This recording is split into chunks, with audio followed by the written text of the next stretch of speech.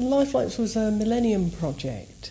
The idea was there were lots of children's hospices being set up, and there was a fund set up to look at what could money be used for to help the young people and their families in the hospices to have a good time when they went in there. So the idea of a bank of computers was created, and that was brilliant at the time. And then as time went on, the number of children's hospices was growing so much that they were wondering how they could sustain this project. So in 2006, Lifelites was made into a charity in its own right, giving it the opportunity to raise funds to sustain the project. But a bank of computers was good in 1999, but by 2006, there was a lot more that could be done with technology to help the young people in the hospices, particularly as so many of their conditions have disabilities associated with them. And so we set about looking at how we could add more value by providing lots of specialist technologies, not just computers, which are going to help these young people to have fun, be creative, communicate, and control something for themselves whilst they're at the hospice. And what Lifelites is looking at is helping the young people in the hospices to be able to do things that they wouldn't otherwise be able to do. So we have these magical technologies that are doing all sorts of things for them, which are helping them to communicate, helping them to be creative, and helping them to control something for themselves. Because they have so many disabilities associated with their illnesses, there's very little that they can do on their own. But with this technology, the whole world is open up to them. There are some types of technology which are off the shelf. The iPad is an absolute dream for these young people. It's got bright HD colours. They can use it on their laps, so it's personal and portable. And they can, if they have very little ability, they can use their arm to scroll through special apps and be able to make selections for themselves. So a communication app, for an example, helps them to be able to speak if they're non-verbal. But there's other things as well. So a child who has absolutely no movement at all but can only move their eyes actually has the opportunity to use a computer with their eyes through eye gaze. And they're able to play an on-screen keyboard so they can make music.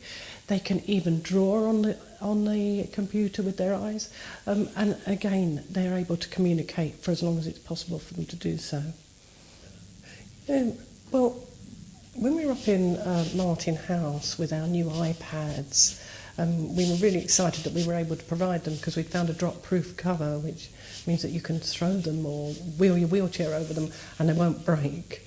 But not only that, this lad took the iPad and he started scrolling through these pictures on this special app that we provided. And he pressed it and it said, "My dad is fat." And his mum and dad were mortified. But the thing was, he's non-verbal, he's never been able to speak to them before.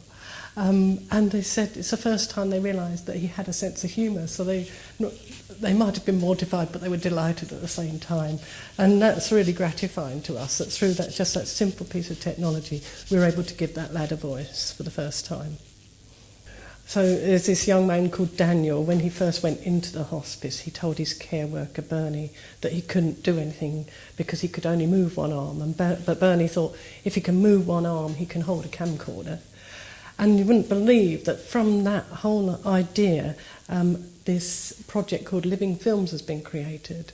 Lifelites has provided the children with a video editing suite, and they all go in and they all make their own films, and their brothers and sisters. And the youngsters go in together, and all of a sudden they've got a social life. And I'm told that they're sharing confidences, which is something that they couldn't do within the normal school environment.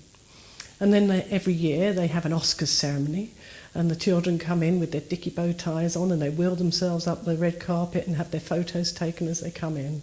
And every child gets an Oscar. And Daniel's mum and dad said that his confidence went through the roof because he was doing things that he never imagined that he would be able to do. And they also said the thing is that they're never going to see Daniel at a sports day. So this was absolutely even better really for them. And sadly, Daniel's not with us anymore as the way of things in children's hospices. But we're really grateful that Lifelites was able to provide him with that opportunity to have such fun in his life. There's all sorts of ways that people support Lifelites. They like to support maybe the Lifelites project at the local children's hospice, and that's fine. We have a terrific restricted donation scheme that they can tap into through that.